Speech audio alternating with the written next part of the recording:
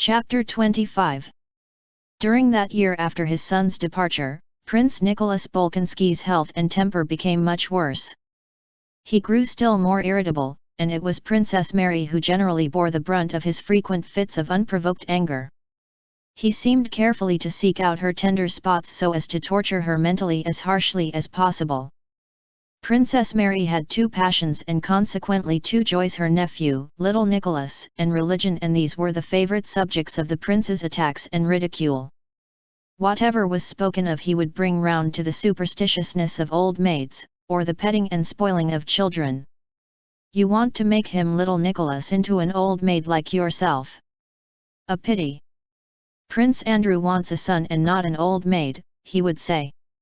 Or, turning to Mademoiselle Bourienne, he would ask her in Princess Mary's presence how she liked our village priests and icons and would joke about them.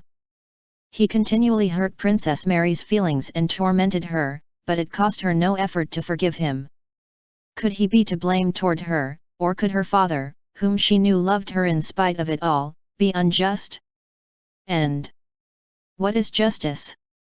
The princess never thought of that proud word justice. All the complex laws of man centered for her in one clear and simple law: the law of love and self-sacrifice taught us by him who lovingly suffered for mankind though he himself was God. What had she to do with the justice or injustice of other people? She had to endure and love, and that she did. During the winter Prince Andrew had come to Bald Hills and had been gay, gentle, and more affectionate than Princess Mary had known him for a long time past. She felt that something had happened to him, but he said nothing to her about his love.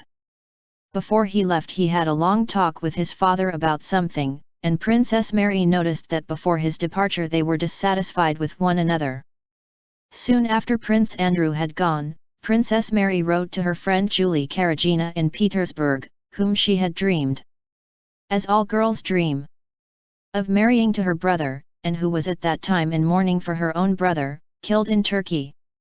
"Sorrow, it seems, is our common lot, my dear, tender friend Julie. Your loss is so terrible that I can only explain it to myself as a special providence of God who, loving you, wishes to try you and your excellent mother. Oh, my friend! Religion, and religion alone, can, I will not say comfort us but save us from despair. Religion alone can explain to us what without its help man cannot comprehend. Why? For what cause? Kind and noble beings able to find happiness in life, not merely harming no one but necessary to the happiness of others, are called away to God. While cruel, useless, harmful persons, or such as are a burden to themselves and to others, are left living. The first death I saw, and one I shall never forget, that of my dear sister-in-law, left that impression on me. Just as you asked destiny why your splendid brother had to die, so I asked why that angel Lisa, who not only never wronged anyone, but in whose soul there were never any unkind thoughts, had to die. And what do you think, dear friend? 5 years have passed since then. And already I, with my petty understanding, begin to see clearly why she had to die. And in what way that death was but an expression of the infinite goodness of the Creator, whose every action, though generally incomprehensible to us, is but a manifestation of his infinite love for his creatures. Perhaps, I often think, she was too angelically innocent to have the strength to perform all a mother's duties. As a young wife she was irreproachable. Perhaps she could not have been so as a mother. As it is, not only has she left us, and particularly Prince Andrew, with the purest regrets and memories, but probably she will there receive a place I dare not hope for myself. But not to speak of her alone, that early and terrible death has had the most beneficent influence on me and on my brother in spite of all our grief. Then, at the moment of our loss, these thoughts could not occur to me. I should then have dismissed them with horror, but now they are very clear and certain. I write all this to you, dear friend, only to convince you of the gospel truth which has become for me a principle of life. Not a single hair of our heads will fall without His will. And His will is governed only by infinite love for us, and so whatever befalls us is for our good. You ask whether we shall spend next winter in Moscow. In spite of my wish to see you, I do not think so and do not want to do so. You will be surprised to hear that the reason for this is Bonaparte. The case is this. My father's health is growing noticeably worse, he cannot stand any contradiction and is becoming irritable. This irritability is, as you know, chiefly directed to political questions. He cannot endure the notion that Bonaparte is negotiating on equal terms with all the sovereigns of Europe and particularly with our own, the grandson of the great Catherine. As you know, I am quite indifferent to politics.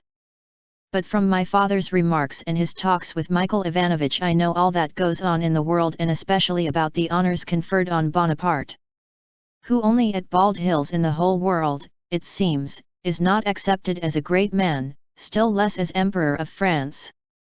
And my father cannot stand this. It seems to me that it is chiefly because of his political views that my father is reluctant to speak of going to Moscow. For he foresees the encounters that would result from his way of expressing his views regardless of anybody. All the benefit he might derive from a course of treatment he would lose as a result of the disputes about Bonaparte which would be inevitable. In any case it will be decided very shortly. Our family life goes on in the old way except for my brother Andrew's absence. He, as I wrote you before, has changed very much of late. After his sorrow he only this year quite recovered his spirits. He has again become as I used to know him when a child. Kind, affectionate, with that heart of gold to which I know no equal. He has realized, it seems to me, that life is not over for him. But together with this mental change he has grown physically much weaker. He has become thinner and more nervous. I am anxious about him and glad he is taking this trip abroad which the doctors recommended long ago. I hope it will cure him. You write that in Petersburg he is spoken of as one of the most active, cultivated, and capable of the young men. Forgive my vanity as a relation, but I never doubted it. The good he has done to everybody here, from his peasants up to the gentry, is incalculable. On his arrival in Petersburg he received only his due. I always wonder at the way rumors fly from Petersburg to Moscow, especially such false ones as that you write about. I mean the report of my brother's betrothal to the little Rostova. I do not think my brother will ever marry again, and certainly not her. And this is why. First, I know that though he rarely speaks about the wife he has lost, the grief of that loss has gone too deep in his heart for him ever to decide to give her a successor and our little angel a stepmother. Secondly, because, as far as I know, that girl is not the kind of girl who could please Prince Andrew. I do not think he would choose her for a wife, and frankly I do not wish it. But I am running on too long and am at the end of my second sheet. Goodbye, my dear friend. May God keep you in his holy and mighty care. My dear friend, Mademoiselle Bourienne, sends you kisses. Mary.